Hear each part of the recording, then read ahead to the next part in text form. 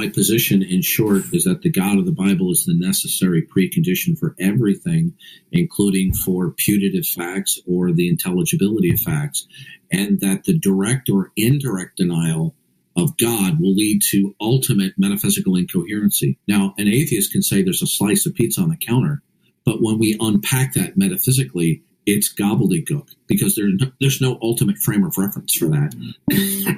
Well, I suppose that if I don't have that ultimate frame of reference, then I have to settle for the one that I have, and it seems to be rather good and predictable. No, you don't. You don't settle for one because you don't have one.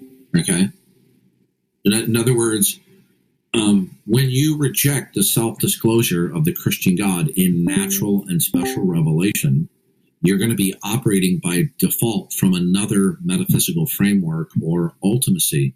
But that ultimacy that you will invoke, whatever that may be, will be in violation of your criterion of belief. In other words, if I ask you, why is it that you don't operate that God is the necessary precondition of all facts, you'll say, well, God hasn't been rationally justified, right?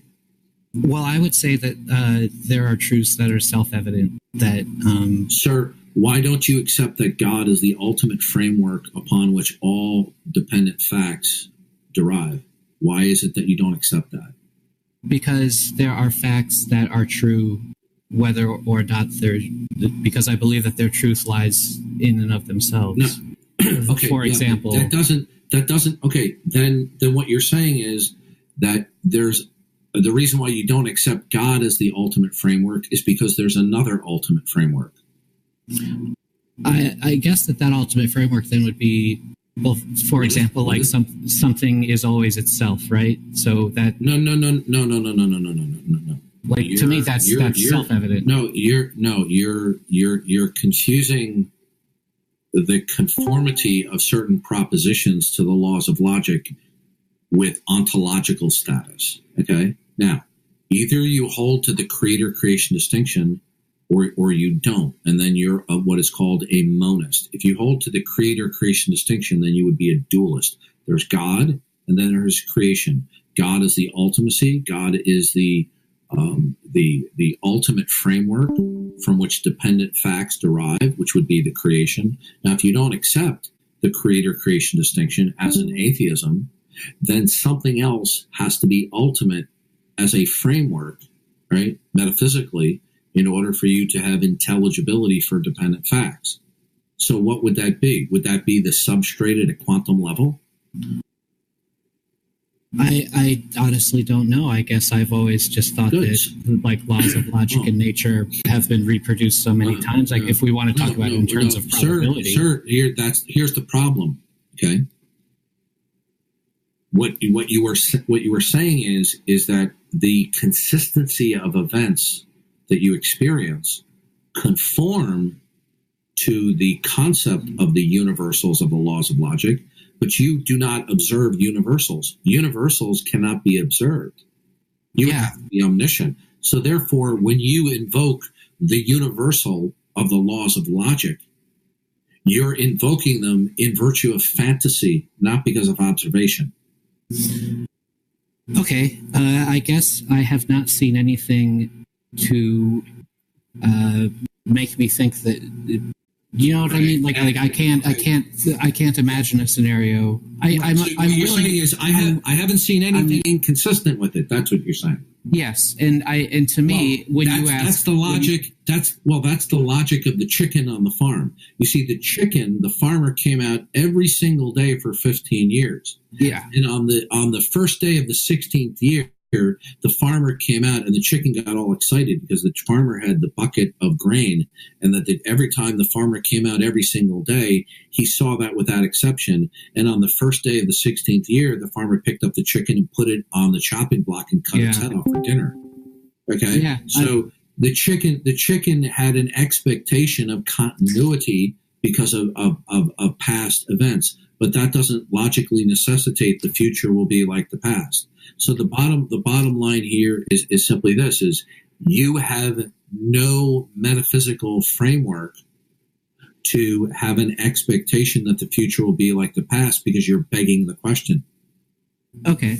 I guess I'm willing to accept that level of, I'm willing to just accept that epistemic standard then. I would just say, okay, then I don't have full knowledge. You're right. No, it's a fallacy. You don't accept God as the ultimate framework, but you're operating from another ultimate framework. Because if you say, well, I don't know what that is, then what you're claiming is that you have intelligibilities without a framework. You can't have intelligibility for facts without a framework. Well, I'm accepting that I don't have that framework. Okay, good. I'm accepting that I don't have an ultimate framework. But then you're admitting without God, you don't have coherence or intelligibility for facts. But I have a level of coherence, and no, you're not understanding. I don't have an ultimate coherence. I can't. No, you're not understanding. You have no intelligibility for any putative facts, because in order to have intelligibility for facts, you're going to have to explain context. Context is king. Okay. Can you have a fact? Can you have a fact without context? I suppose not. No. Okay. So if I ask you, if you say, well, I have the fact of a slice of pizza on a plate on my counter. Mm-hmm. And I say, well, what's the context of that? And you say, well, it's a piece of pizza. It's sitting on a plate on the counter in my house in such and such state. All you've simply done is give me proximate explanations. I want to say, okay, can you explain to me, is pizza a class of things? Okay, is plate a class of things? These things, these particulars that you're mentioning, are they members of a class? Okay, mm-hmm. Such as counter, plate, pizza. Are they members of a class, or is that just like Fido? Okay, like for example, if I say, "Come over and I want you to, I want you to play with my pet Fido," and you come over. And you go, "Where's Fido?" And I go, "Right there." And Fido, jumps up on your leg and goes, "Meow." And you go, "Why are you calling him Fido?" Well, that's his name. It doesn't tell you anything about the particular. But when you call something a slice of pizza or a plate or a counter or a house, you're saying that these particulars are a member of a class and they possess attributes that are in a shared set of a class. Well, in order to have a class of things that particulars are members of, okay, you have to have a greater context that provides for classes. Does your worldview provide for classes? Yes. Good. Do you know what's required for classes? The answer is the causal principle and the uniformity of nature. Can you justify the uniformity of nature? Not to the level you're asking for. No, I cannot. No. Can you justify it at all? I can justify that it is. I don't know. Where I'm coming from is I don't feel like I need to justify it. It's I'm willing to say that I know it to a certain level. Then you don't. I need to clarify. Yeah, but you see, you're I accept that I don't have an ultimate model. Good. Then you don't have intelligibility for facts without God. Well, Do you understand? I have a level of intelligibility that I accept. No. You have no intelligibility at all. Because if you say to me, give me one fact. Okay. Do you have intelligibility for saying the sky is blue? Sure. Like if we're saying that, like, sense perception counts, then yes. Right. Okay. So, does the intelligibility of the sky being blue, does that require the framework of the uniformity of nature in order to blueness? Yeah. It's okay.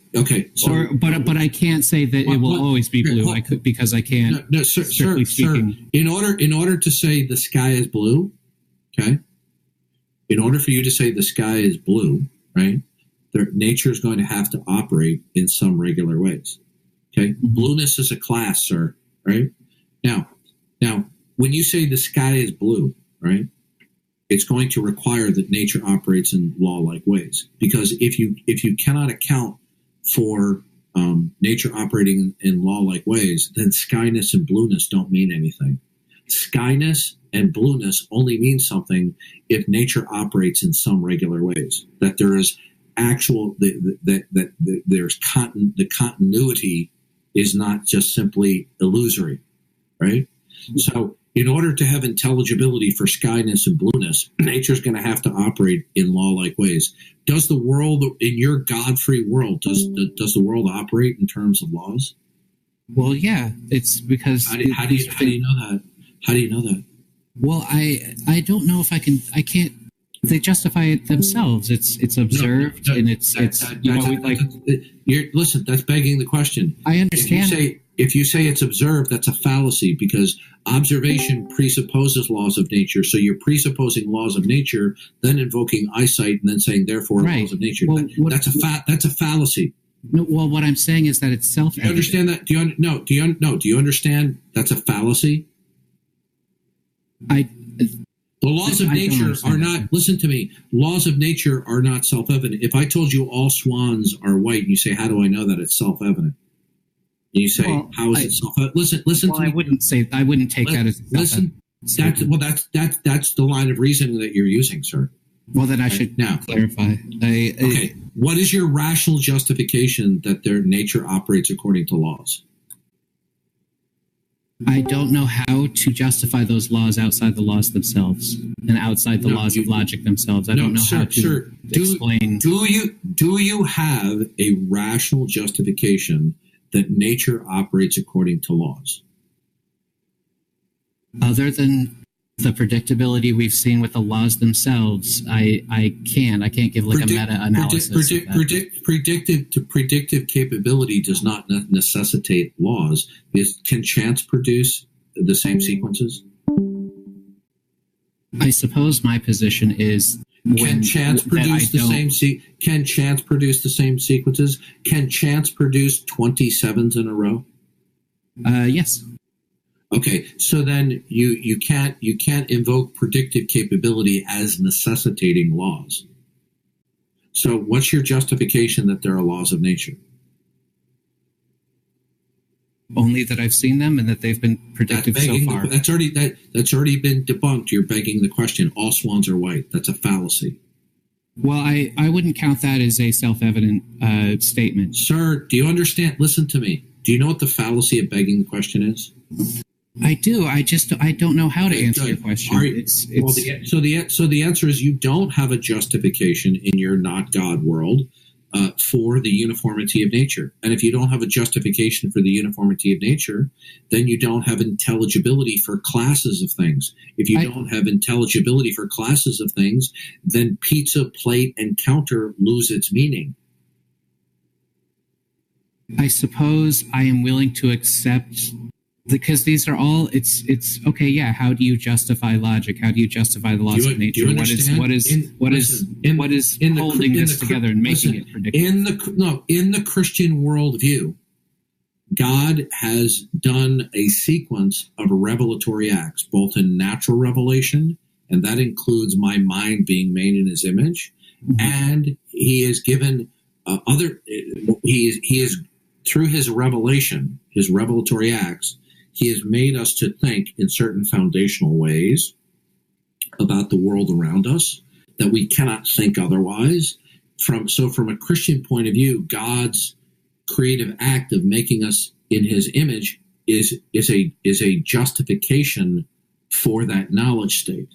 Now, since you don't accept that, then you're going to have a rational justification for those mental states about the world around you so that you can have intelligibility. If you cannot rationally justify the precursors to intelligible facts, then you do not have intelligibility for putative facts. Can I say that I have intelligibility and also that it is also true that these facts could at some point be not true? Listen, intelligibility, okay. When I say intelligibility, it means that a putative fact means something with respect to the system, right? Now, a fact will either be dependent or not dependent, right? Mm-hmm. Now, if a fact is non-dependent, its intelligibility will reside entirely within itself, like God. God requires no further outside background information other than his own internal character and nature and his revelation. Now, if you're going to invoke apple or pizza, right? These are dependent facts. They do not provide intelligibility for themselves. Intelligibility is going to come from the ultimacy of reality or the ultimate framework. Okay, so in the Christian worldview, I have intelligibility for a slice of pizza because God is the ultimate conditioner. God is the ultimate framework that provides for the intelligibility of the slice of pizza. God is the one who instituted and revealed that the external physical world is real. There is causality, there is continuity, there is uniformity, there are laws of nature, and therefore there can be classes of things, and therefore we can have a slice of pizza. Now, when you reject that, and you claim that you can have intelligibility for putative facts, such as a slice of pizza or a dog wagging its tail, they are not going to provide intelligibility in and of themselves. No dependent fact can provide for its own intelligibility. The intelligibility of a dependent fact is going to be in virtue of its ultimate context. But you don't have an ultimate context, therefore you don't have intelligibility for putative facts. Well, I guess part of me is wondering if God, how do we have the intelligibility of, well, let me phrase this another way. Like, is God subject to the laws of logic? The laws of logic the laws of logic are a reflection of God's character and nature. So, I don't know how else to put this. Like, could God make himself exist and not exist at the same time? No, because the laws of logic reflect the nature of God. God is eternal. God cannot not exist. The laws of logic are a reflection of God's mind, his nature and character, and the creation that he makes, that he instituted, and that he sustains, reflect the laws of logic. Okay? Now, without the God of the Bible, there are no laws of logic for you to appeal to. Why not? How do you know that for all entities that exist, they always equal themselves and cannot coexist or equal their negation in a time index? How do you know that that's universally true?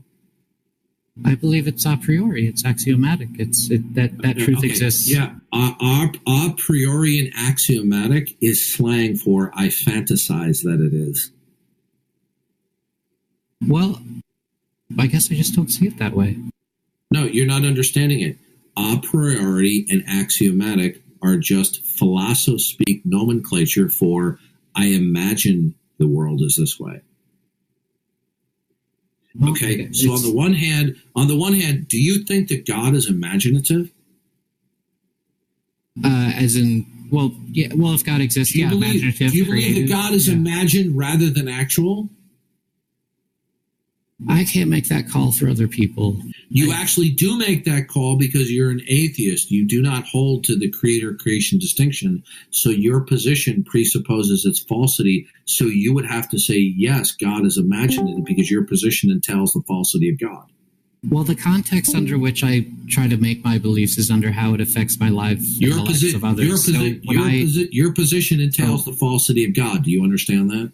But, this is kind of just a side note. Good. I also believe then you would have to conclude that God is imaginative. Now, but truth can also be known subjectively. So I don't want to tell someone that they aren't.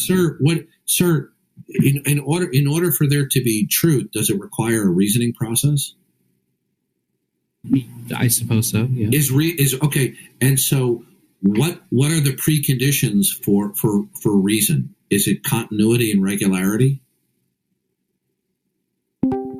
Yeah, and axioms. Okay. I know that you believe that is psychobabble. Do me a favor. Listen, no, I didn't say psychobabble. I said philosophy. You're not going to listen to me. I know you're well-intentioned, and I'm not trying to impugn you, but you're not going to bamboozle me by, using certain philosophy nomenclature such as axioms or a priori statements. It doesn't cut the mustard with me. You can call it a priori on. The bottom line is either you have a rational justification for the greater context for your putative facts, or you don't have a rational justification. And the answer is you don't have a rational justification. You just want to keep on asserting putative facts over and over and over again. And then when I ask you, do you have a wider context to instantiate these dependent putative facts? And the answer is no. And then you turn around and you make more, you invoke more putative facts. And then we keep going around and around. You have no ultimate context for putative facts. No, you don't. Therefore, with that, in a not God worldview, you have no intelligibility for facts. But I believe I can have a certain level of intelligibility. Sir, listen to me. When you say I, you cannot even defend saying I in your worldview, because in order to have an I, you're going to have to distinguish and demarcate yourself from other things and particulars. That's going to require reason. That's going to require reason. That's going to require causality. That's going to require the uniformity of nature. Can you justify those things?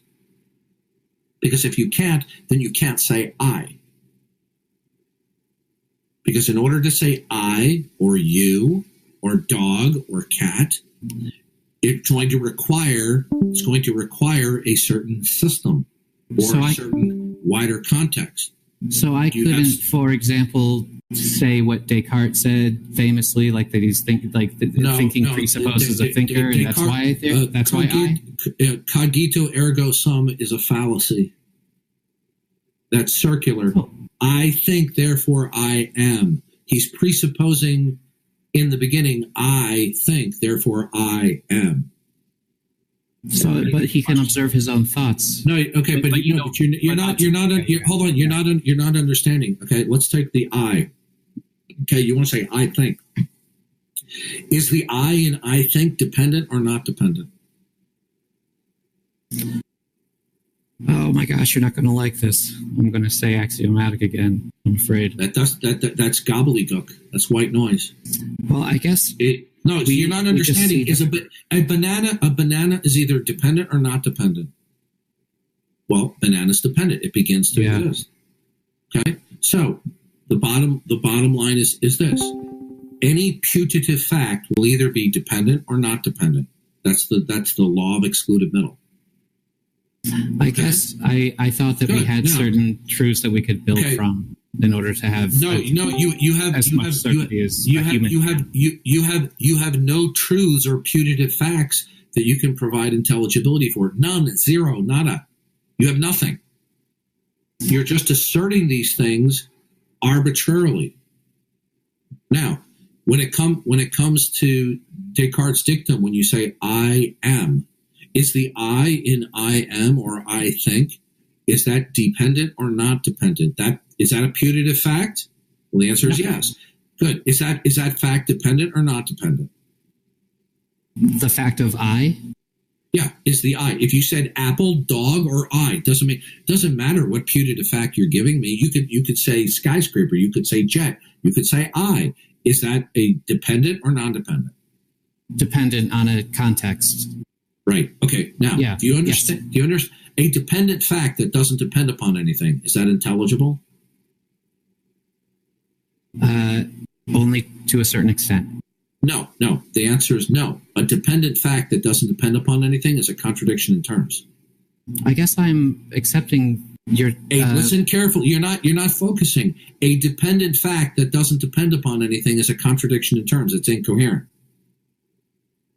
Well, I guess I base that on facts that I feel are self-evident. No, you're not. Here's our circle again. No. What you're doing is you're giving me more philosophy speak because you don't want to come. Well, I don't see it as philosophy. Listen to me. No, you are. You listen to me. I'm asking you a question and you're being evasive. And the reason why you're being evasive is because you don't want to face the implications of your not God worldview. Now, I ask you a question again. Is a basketball in the driveway, is it dependent or not dependent? Dependent. Okay. Is a banana dependent or not dependent? Dependent. Good. When you say I, is that dependent or not dependent? It is dependent. Good. In order to have intelligibility for a dependent putative fact, right? You're going to need what it ultimately depends upon. Otherwise, you're just simply saying it exists, but it doesn't depend upon anything. What does the I ultimately depend upon, sir? Since the I is dependent? Well, existence, a lot of things, right? No, I'm asking you, what is the ultimate context, okay? Because if you don't have ultimate context, then you have no intelligibility for the putative fact. For example, if I say the sky is blue, listen carefully. I have to go in a minute. If I say the sky is blue because of God and you say the sky is blue as God, one of those propositions is false. Okay? Excuse me. If I say the sky is blue because of God and you say the sky is blue because of not God, one of those propositions is false. Right? Sure, yeah. Right. And so the subject, along with the predicate, is false. And so there is no intelligibility for the subject, because in order for the subject to be actual and intelligible, it can only be intelligible with respect to the predicate. Right. What right. I'm resting these dependent what facts I want to know, listen to me. If I say the sky is blue, because of the cosmic giant banana, and the cosmic giant banana doesn't exist, then I don't have intelligibility and actuality for the sky being blue vis-a-vis the giant cosmic banana. Okay, so in fact, a dependent fact only has intelligibility and actuality in virtue of what it ultimately derives from. Do you accept that statement? I do. I feel like we're going to go in circles again. I don't want to do that to you. Right. Okay. Now, you just conceded that in order to have intelligibility for dependent facts, it's going to require an ultimate context. What is the ultimate context of the I? The ultimate context of the I. Not your eyeball, you. No, I know. As a person. Yeah. Okay. What? Okay. Oh, well, the I too is. That you want to claim that you have intelligibility for the I, and I think, therefore I am. So, that I is a dependency. In order for it to have intelligibility, you're going to have to provide in order to instantiate it and as intelligible, you need to explain what its ultimate context is. Otherwise, it doesn't have intelligibility. Because remember, the subject only has intelligibility in virtue of the predicate. So what's the predicate, sir? Oh boy, I guess because I can see a couple steps. Like if I say, in observation and logic, you want to claim that the predicate is not God, and I'm telling you that when you deny God and his self-disclosure, you destroy all possibility for intelligibility for facts. So what is the predicate? What is the ultimate context that will provide for the intelligibility for dependent facts, including you as the I? Okay? What is it? Only what I have available to me. My observation and logic as I understand it. Tom, could you go on to Google or DuckDuckGo and please put that in the translator? What and find out what only what I have available to me means? What does that even mean? Well, what I'm trying to accept, I'm accepting your premise that there are reasonable reasons. Sorry. To be skeptical about these laws of logic. You have no ultimate context for any putative facts. Right, but what I'm saying, is that when I tell you what my facts depend on, are you agreeing? Listen. Now you're being argumentative. Do you have ultimate context for your putative facts? Not to the level you're asking for. No, I didn't know. I said, do you have ultimate context for your facts? You have to say no, man. If you ask me, I'm going to say yes, I do. That ultimate context is God in terms of the creator-creation distinction and his revelatory acts that he is the ultimate conditioner and creator. And he has revealed that, but you don't accept that. So what I want to ask you then is, what I'm basing my facts. Do you have ultimate context for your facts?